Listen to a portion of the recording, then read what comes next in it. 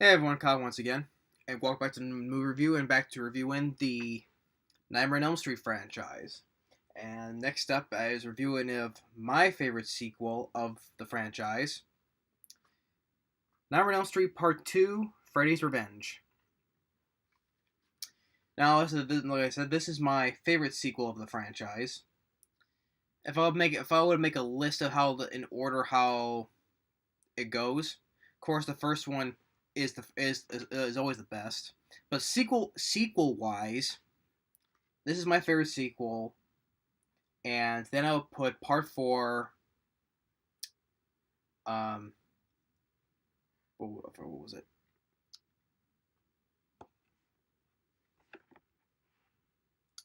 Yeah, yeah, the Dream Master. That's what it was.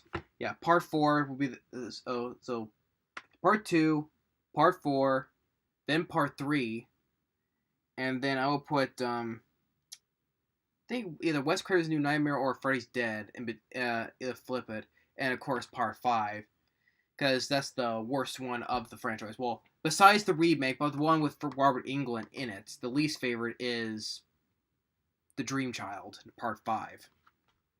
I'll get to that though, but this is my favorite sequel. This is one I watched of all the sequels I watched the most. And now with part two, after the success of the first film, they immediately want to make a sequel. Wes Craven didn't come back because he didn't want to be involved with it. He didn't want this to become like an ongoing franchise. Like how big, but the first one was a hit, so they want to make a sequel. So this came out a year after the first film, 1985. Since Wes Craven didn't want to come back, they got this guy, director Jack Sholder, who before this he directed Alone in the Dark from 1982. Nothing related to the 2005 Uwe Boll film Alone in the Dark. No, there was one from '82 before this called that. And then after this, he was going to direct The Hidden.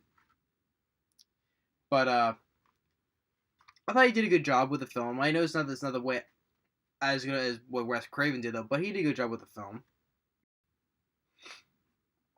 But Robert Shea comes back as producer, and we got a whole new cast except for Robert Englund. He comes back as Freddy Krueger, and now when the film came out, it still made a profit, but the people say it was a step down, kind of a bit of a letdown. Which, okay, probably the main reason because probably for a couple of reasons. Number one, the whole idea of the film that Freddy Krueger, because it said it's been a few years since the first film, and because the new family, our lead guy Jesse, his family has moved into Nancy's house, and the whole idea with Freddy Krueger, he's using Jesse to help basically possess him, and because after the whole thing with the dreams, he's still in his dreams, but he's using him basically to possess him to commit the murders. Especially with when he meets with Freddy Krueger in his dream, and the line that I really did enjoy is like, "You've got the body, I've got the brains." It's peel that shows his brain, just really good effects. I really enjoy that line that Freddy Krueger says. It's just like, "You've got the body, I've got the brains." And I like that idea. Now it was different that it didn't follow like, well, he's still using it he's still using dreams, of course, though, but it wasn't um copy and pasting like was the first film. So, but he's using it to possess Jesse to do the murders, and some people did not like that, the whole idea that him manipulating, manipulating the people for that, and I thought it was a pretty cool idea. That's why it's my favorite sequel, because I like the whole idea that he's using this one guy here to do his bidding basically. And I don't think it was not that bad of idea. I'm sorry, I would disagree. Some people people like the sequels more, the later sequels more than this though. I would disagree, but no, I don't. I enjoy part three and part four. Though it's fun and more using good ideas with Freddy Krueger as well. But just people seem to have a problem with this idea. I don't know. I don't get why though. But that's one issue. And the second issue is with our lead guy, Mark Patton. And I'm sure all these years people will still think because he's gay, and the show was a show like the little hidden things of the him openly gay in the film, like how he's when he's unpacking his room and how way he's dancing, or he screams like a girl, um or when he's meeting with his friend Grady, is like I had this thing inside me and wants to come out, and just like those things. And for me, personal standpoint, I don't care if because Mark Penn, I thought he did a good job as Jesse, and felt sorry for the guy as well. And I don't think he'll give a crap if it's supposed to be if he's gay or not. I don't care about that stuff, and I honestly don't care if he screamed like a girl.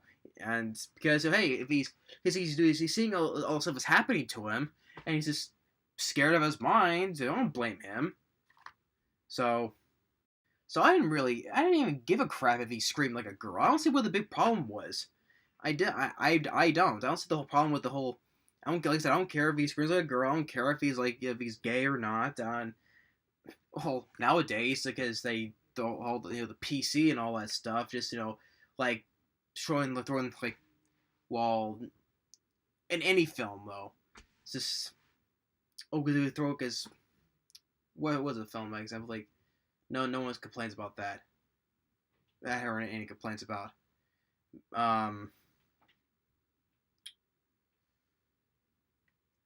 I'm sure people don't care about nowadays, but still, it's just like back in the days, I don't think really care about that.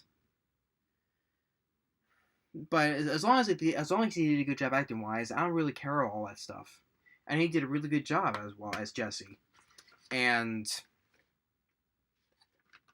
other cast members, you got Kim Myers as Lisa. I thought she also did a good job as well. We got Hope Lange and Clu Gluger, who plays Jesse's parents. Clu Gluger from starring. He was in the first of the Return of the Living Dead, and then he wanted to be in the Feast films. He was the bartender, as his name, bartender. And then you also have the other guy who plays Grady's what was that? No, Grady, who was Jesse's friend. Was a Robert Rusler, he was also he got this doing a weird science as well. So yeah, over the cast they did a really good job as like the first film. And Robert Englund once again as Freddy Krueger, really great job, and still showing the dark and scary Freddy Krueger. Still, he still says cracked a couple of jokes, but still he's showing he's doing the dark scary and also shadowy figure as well. Like a lot of times you see his face in shadows as well. But he still says some good lines, and it's like, I need you to do something special, you and me, special job to do. And like I said, you got the buy, I got the brands. I enjoy that line. And just ways he's just manipulating this kid, just feeling sorry for him. And like I said, this is sometime a few years after the first film, and they moved into Nancy's house, and it's some fun stuff, with at the school where Jesse and Grady they're doing baseball, and they had tussle, and then their gym teacher, which is the guy who was from Starship Troopers. He was the general. He was like at the compound. He was a little stir crazy, and then he's like, no, when the flying bugs just goes flying right into him. That's the guy from Starship Troopers, and he's the gym teacher. And it's like one funny instance where, after they take the shower or the class over, and they're talking about him, it's like, the character's name is Snyder. It's like Snyder's got to stick up his ass. He always does, and it's like, hello, dirtballs, and they're like, oh, it makes him do more push-ups.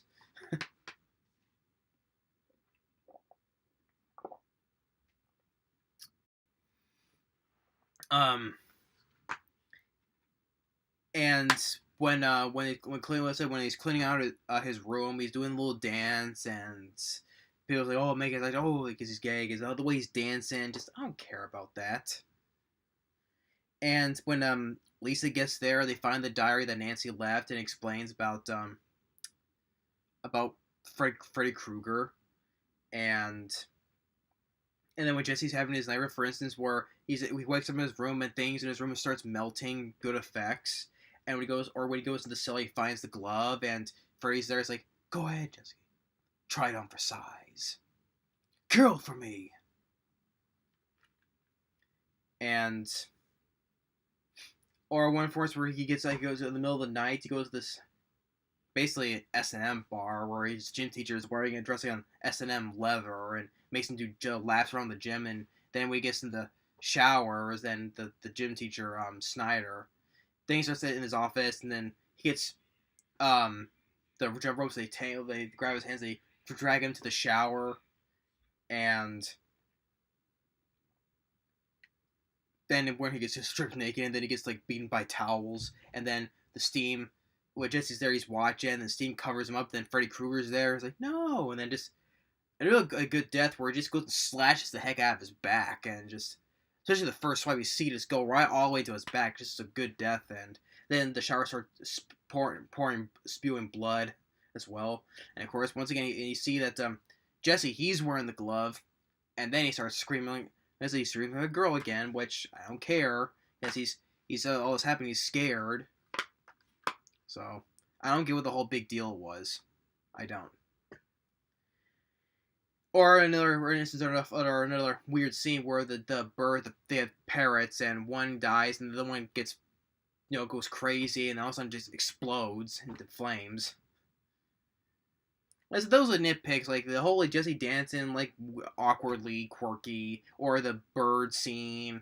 I can deal with all that. That's not the dumb. That's not stuff. That's worse in the franchise. It's little nitpicks I can deal with. But and then after with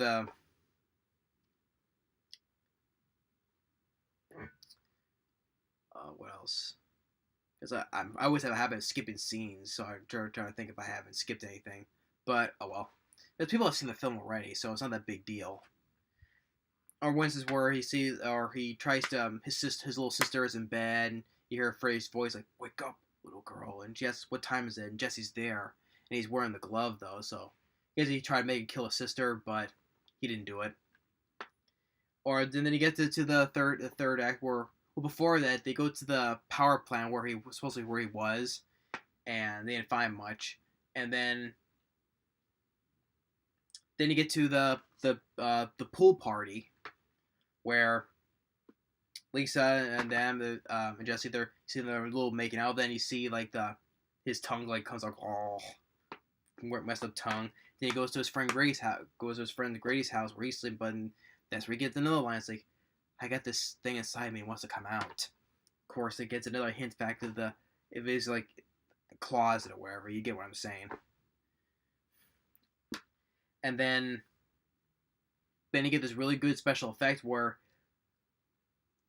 he's screaming in pain. He sees like the knives coming through his fingers, and when he screams, you see inside his mouth, see Freddy's eye, and then just coming right through him, just like just comes out really good looking special effects. And then through the score, Christopher Young did the score for this. It's not memorable what Charles Bernstein's score was from the first film though, but he does a really good job with the score here as well. I like the dun dun dun dun dun dun dun dun dun. So I like that. I like that tone of this piece of the score of the music. Dun, dun, dun, dun. And then he's like, I just like when he puts on his hat, he does like a little this with his hat as well. And then he can't get out. It's like it's locked on both sides. He can't get out. His parents are on the other side. They can't get in, and just grabs him and then just pierces him right through the door. And then Freddy's in the mirror and they're laughing.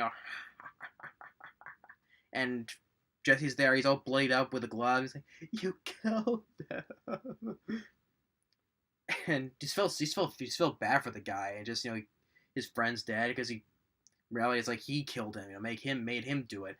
Which I don't get. This the big problem is how Freddy is like possessing him to kill people. Just like I said, it probably because people are not. It's been years enough. People are not afraid of him anymore, and so he needs to find another way to do his own another method way of killing. So he uses this guy to possess him. I don't get what the whole bad idea was about that. I don't get it. I thought it was another good idea, but I'm sure people will think the sequels are better than this. To each their own. It's their opinion, but I never thought that was a bad idea. That's just my opinion. But he goes back to he tells him what happened, and then she reads more from Nancy's diary that give him all the energy to have or screams, and he's not to be afraid of him. You need to fight him. So he comes back. Freddy comes back, and it's like, he can't fight me. I'm him. She tries fighting back, and he's like, she's like, Jesse, help! There is no Jesse. I'm Jesse now.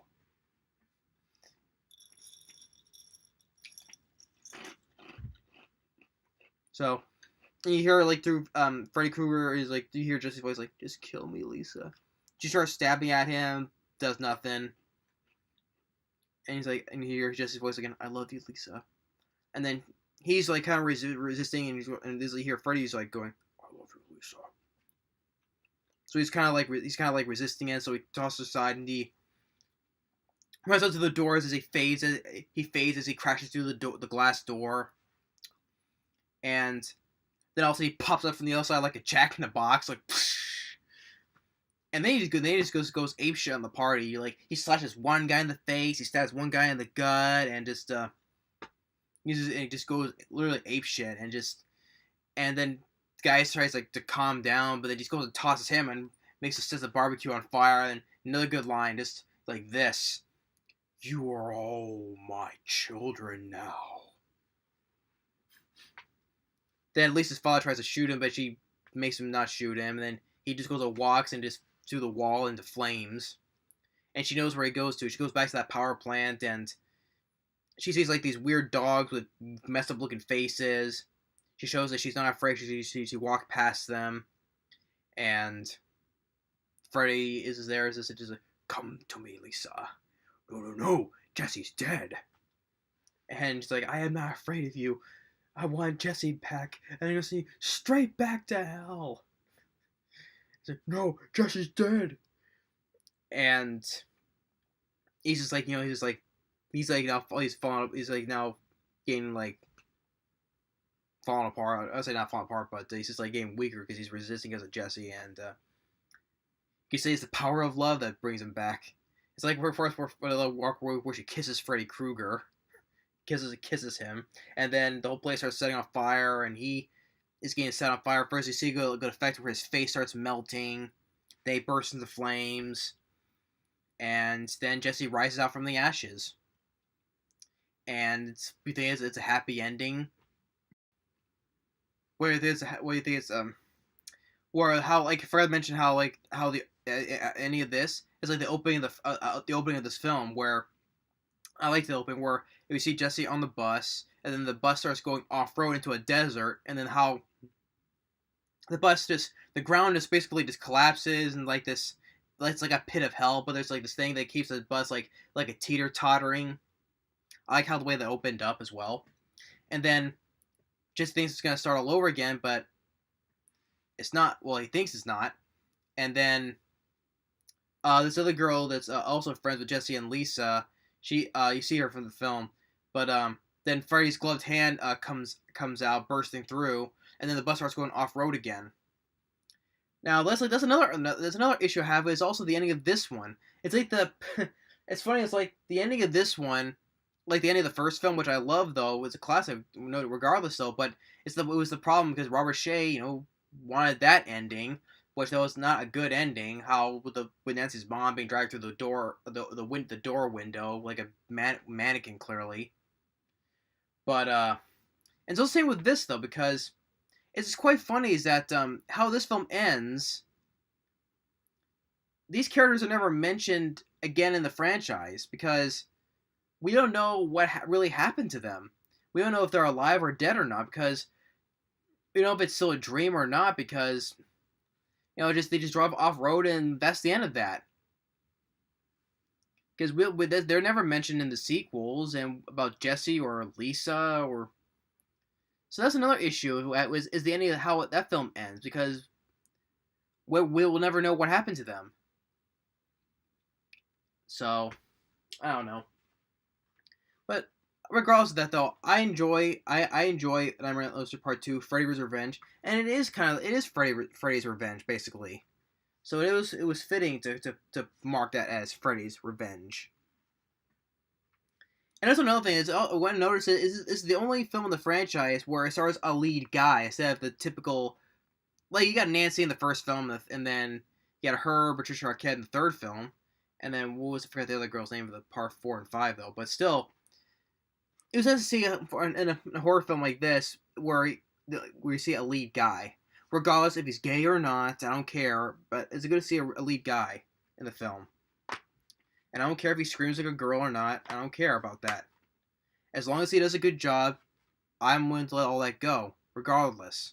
And Mark Patton, I thought he did a really good job as character of Jesse. You felt bad for him, and just what all this was going on with him, and his girlfriend, trying to help him. I thought Kim Myers did a really good job as well. Even the guy who played Grady, Robert Rusler, he was a likable character as well, but what happened to him.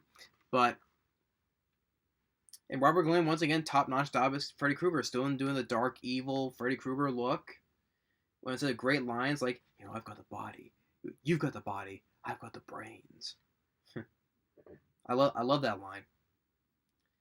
But I don't think the film is not as bad as people think it is. I don't get the whole negative, because okay, it has a 40% on Rotten Tomatoes, it's a 5.3 or 4 on IMDb. So it's like compared with the first one, has a 7.5 on IMDb and 94% on Rotten Tomatoes. So people say it's a huge step down. I don't think so. It did something different, like the first film. I don't see how that's a bad idea where he's possessing this young guy to do his bidding. I don't get the whole big upset about that. So, and Christopher Young's score, I thought he did a really good job, and it's on its own level. I like the bits like da da da da da da. I know Robert's, because Charles Bernstein's score is memorable, no doubt about it. But this is also a good score that needs to be looked into. And Jack Sholder did a good job directing wise, and Robert Shea, I think that was also his idea how the film ended as well. But oh well. I said what's done is done. And as I said, Mark Patton did a good job. Probably if he hasn't been going to do much, probably because of how the backlash of the whole gays thing. If he's gay or not, it doesn't matter. It doesn't really matter. If he does a good job, he does a good job. And to me, he did. I don't care if he screamed like a girl. Just like, it's funny. It's like if I, well, I don't scream like a girl though. If I don't though, but if I would, I would man up and say I would. But I don't think I don't. But I would go but I don't scream like that though. But it's just like, it doesn't really matter. Good acting, regardless. And I like the ideas. I like some good kills and good effects as well. It's much short, and the pacing is shorter than the first film, 87 minutes without end credits, but it's a much shorter film. And it's also funny that on this though, the Never Sleep Again legacy documentary. More on this though. I think how I put it. They talk down on part 2. They talk this down, but it's funny. They give more praise on part 5. If I'm speaking, because this is a 4-hour documentary, it's hard to take in. But for what I remember, they talk down on this one, but they give part 5 the Dream Child more of a pass. And I haven't seen it in the film in a while, but I think I recall that. And that's the case, then I disagree with that though, because part 5. Of the one that stars Robert Englund, that's the worst. Besides the remake, of the ones with starred Robert Englund, that's the least favorite, and that's to me the worst one. So I disagree on that though. But one more can I say? I think so. I would say of the franchise, I think this is the most underrated one because this one gets more hate than I guess people like Part 5, but that's their opinion though. But still, in my opinion, that's the worst. Part 5 is the least favorite. This is one I put definitely above this one. Like I said, this is my favorite sequel to the franchise. Then there'll be Part 4, then Part 3. Probably toss between Final Nightmare and Wes Craven's New Nightmare. Then it'll be Part 5. But I enjoy this film. That's why this is my favorite sequel of the franchise because I like the whole idea behind it, and especially for a lead guy as well, and good acting as well. So, but Robert Englund once again top notch, and yeah, so that's my review of Friday 13th, Nightmare on Elm Street Part 2, Freddy's Revenge, and it definitely is Freddy's Revenge. He's just going, especially the pool party, goes ape shit, whatever, killing, slicing people left and right, and just basically what Freddy Krueger does. And I never did mind. I like the idea of him coming into the real world by possessing people. This guy, he's seen in the real world, just hacking people. But it's a fun film, so I'm having fun. I'm letting all that. I don't see how it's a bad idea in the first place. I don't. In my opinion, I think it's a good idea to me. But that's my review on Freddy's Part 2, Freddy's Revenge. Thanks for watching, and stay tuned for Part 3, The Dream Warriors. Later.